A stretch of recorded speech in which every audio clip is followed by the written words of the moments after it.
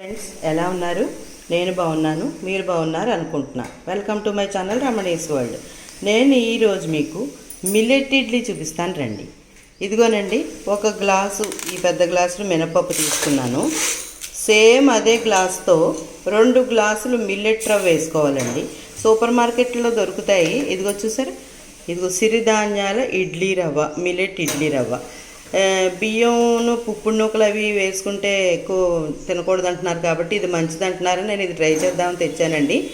మీకు కూడా చూపిద్దాం ఎలా వస్తాయి ఇడ్లీలు అని చెప్పి సరదాగా వేస్తున్నాను. ఇదిగోనండి, సిరిధాన్యాలు ఇడ్లీ రవ్వ కూడా 1కి 2 పోసుకోవచ్చుటండి. 1కి 2 పోస్తున్నాను నేను.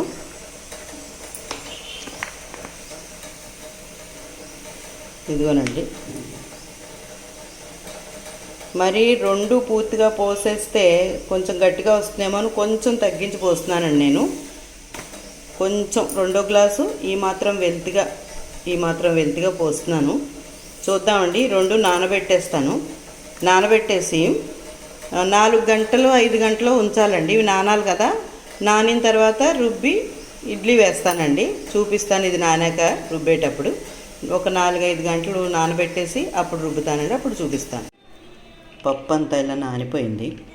4 గంటలు ఉంచాను. ఇది ఇలా నానిపోయింది. నూక కూడా చూసారా ఇలా వచ్చిందండి. ఇది బియ్యం రవ్వలాగే వచ్చింది. ఇప్పుడు నేను మిక్సీ వేసి పప్పు రుబ్బేసి నూక పిండి కలిపేస్తాను. కలిపేసిన తర్వాత 2 కలిపి ఒక 2 గంటలు 3 గంటలు కూడా బయట ఉంచితే ఫెర్మెంట్ అవుతుందండి. అప్పుడు ఇడ్లీ వేస్తే ఇడ్లీ బాగా వస్తుంది స్పాంజ్ లాగా. అప్పటికప్పుడు వేసుకుంటే బాగోదు కాబట్టి ఇప్పుడు నేను రుబ్బి బయట ఉంచుతానండి. రుబ్బాక చూపిస్తాను ఎలా వచ్చిందో పిండి. ఇదిగోనండి, రుబ్బేసాను ఇడ్లీ పిండి. ఇదిగోండి ఇలా వచ్చింది. బాగానే వచ్చిందండి. బాగా నానింది కాబట్టి చాలా బాగా వచ్చింది. కాకపోతే ఏంటంటే ఇప్పుడు నువ్వు అనుకోండి, ఇడ్లీ రవ్వ అయితే కనుక స్మూత్గా ఉంటుంది.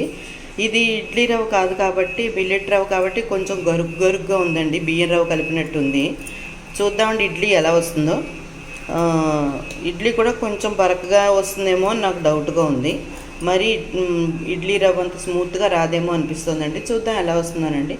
ఇప్పుడు దీన్ని ఒక మూత వేసేసి ఒక 2 గంటలు అలా వదిలేసామనుకోండి, అప్పుడు ఫెర్మెంట్ అయ్యి బాగా వస్తుందండి. చూద్దామండి తర్వాత. చూద్దామండి ఇది ఎలా ఫెర్మెంట్ అయిందో. ఇదిగోనండి, పెద్దగా ఏమి పొంగలేదండి. ఇది మామూలు ఇడ్లీ పిండి అయితే ఉప్పుడు రవ్వదైతే బాగా పొంగును. ఇది మిల్లెట్స్ మూలంగా పెద్దగా పొంగలేదండి. ఇదిగో ఇలా వచ్చింది. ఇలా వచ్చింది. ఈ మాత్రం పొంగింది, కొద్దిగా పొంగింది అంతే. దీంట్లో కొద్దిగా మనం సరిపడా సాల్ట్ వేసుకుందామండి. ఇదిగోనండి, సాల్ట్ వేస్తున్నాను. కొద్దిగా వాటర్ వేసుకుందాం. ఇప్పుడు ఇదంతా కలిపేసిన తర్వాత సాల్ట్ వాటర్ అంతా కలిపేసి అప్పుడు ఇడ్లీ వేస్తానండి. ఇదిగో ఇడ్లీ పాత్ర అంతా రెడీ పెట్టుకున్నాను. ఇగో ఇడ్లీ వేస్తాను. వేసాక మీకు చూపిస్తానండి. ఇదిగోనండి, మిల్లెట్ ఇడ్లీ రెడీ అయింది. చాలా బాగా వచ్చండి, స్మూత్గానే ఉన్నాయి. ఇదిగోనండి, వేడి వేడి మిల్లెట్ ఇడ్లీ రెడీ అయిందండి. చాలా మెత్తగా ఉన్నాయండి, బాగున్నాయి. దీంట్లోకి ఇప్పుడు మనం వేడి వేడి నెయ్యి వేసుకుందాం. ఇదిగోనండి, చక్కగా నెయ్యి వేసుకుని అల్లం పచ్చడి చేశానండి.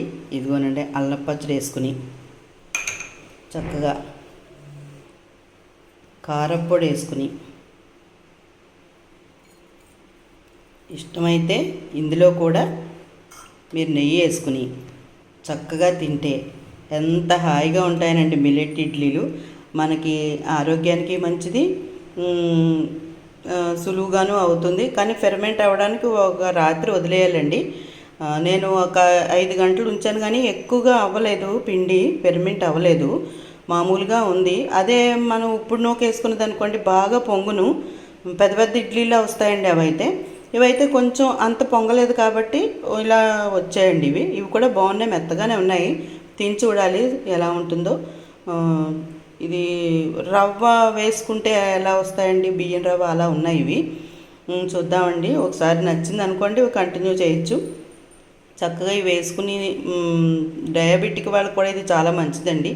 ఎందుకంటే ఎక్కువ బియ్యం అవి వైట్ తినకూడదు అంటున్నారు కాబట్టి ఇలా మిల్లెట్లతో చేసుకుంటే బాగుంటుంది. ఇలాగే దోశలు వేసుకోవచ్చండి, దీన్ని రొట్టెలా కూడా వేసుకోవచ్చండి. ఇప్పుడు మనం మినప రొట్టె వేసుకుంటాం చూసారా, అలాగా చక్కగా రొట్టె కూడా వేసుకోవచ్చు. వేసుకుంటే అది కూడా బాగుంటుందండి. రొట్టెకైతే చాలా బాగా సూట్ అవుతుందండి మిల్లెట్ది, అంటే కొంచెం బరకు ఉంటుంది కాబట్టి, రొట్టెకి కొంచెం బరకు ఉండాలి కాబట్టి రొట్టెకైతే చాలా బాగుంటుందండి. ఇడ్లీ కూడా చాలా బాగుంది, బాగోలేదని కాదు. మనకు బాగా ఇడ్లీ రవ్వతో ఇడ్లీలు అలవాటు అయిపోయాయి కదండి, ఎప్పటి నుంచో చిన్నప్పటి నుంచి అవి తినడం. మా ఇంట్లో అయితే పూజలప్పుడు అలా మా బామ్మగారు ఉప్పుడు రవ్వతో చేసి ఇడ్లీలు తినేవారు కదండి. బియ్యం విసురుకుని ఆ నూకతో ఇడ్లీ వేసేవారు. ఇప్పుడు ఇది అలాగే అనిపిస్తుందండి నాకు, కొంచెం బరకగా ఉంది కాబట్టి. తర్వాత ఇంకా మేము అందరం బయటకు వచ్చేసిన తర్వాత ఇడ్లీ రవ్వతోటి ఇడ్లీ వేసుకోవడం అలవాటు అయిపోయింది. మళ్ళీ ఇదిగో ఈ మిల్లెట్ మంచిమంటున్నారు, నేను ఇది ట్రై చేస్తున్నానండి. రొట్టె కూడా చాలా బాగుంటుంది, ఇడ్లీ చాలా బాగుంటుంది. మీ అందరూ కూడా వేసుకుని చక్కగా తినండి, హాయిగా ఉంటుంది. బ్రేక్ఫాస్ట్గా బాగుంటుందండి. నైటు కూడా డిన్నర్లా కూడా చేయొచ్చు. మీకు ఎలా ఇష్టమైతే అలా చేసుకోండి ఫ్రెండ్స్. మీకు నచ్చిందా మిల్లెట్ ఇడ్లీ? చూడండి, ఇదిగో కారపొడి అల్లం పచ్చడి చేశాను, వీటితో నెయ్యి వేసుకుని చక్కగా తింటే హాయిగా బాగుంటుందండి. మీరు కూడా ట్రై చేసుకోండి ఫ్రెండ్స్. మీ పిల్లలకి అందరికీ వేసంకాలం కూడా ఇది చాలా మంచిదండి. పొద్దున్నే ఈ ముందు రోజు చేసేసి పెట్టుకున్నాం అనుకోండి, పొద్దున్నే వేసేసుకుని తినేయడం చాలా ఈజీగా ఉంటుందండి. ఎండలో ఎక్కువ శ్రమ పడలేకపోతున్నాం, చెమటలు కారిపోతున్నాయండి ఇక్కడ. అందుకని చెప్పేసి ఇలాంటి సులువైనవన్నీ రుబ్బి పెట్టుకున్నాం అనుకోండి, పొద్దున్నే బ్రేక్ఫాస్ట్కి చాలా ఉపయోగంగా ఉంటుందండి. టైం టేకింగ్ లేకుండా చక్కగా లేచిన వెంటనే మనం వేసేసుకుని స్నానం చేసి తినేసాం అనుకోండి, హాయిగా ఉంటుందండి. అందుకని ఇలాంటివన్నీ ట్రై చేయండి. మీకు నచ్చితే మీరు కూడా ట్రై చేసి వేసుకోండి. ఈ వీడియో కనుక మీకు నచ్చినట్లయితే లైక్ చేయండి, షేర్ చేయండి, సబ్స్క్రైబ్ చేయండి, కిందనున్న గంట బెల్ ప్రెస్ చేయండి. ప్లీజ్ సబ్స్క్రైబ్ అండి.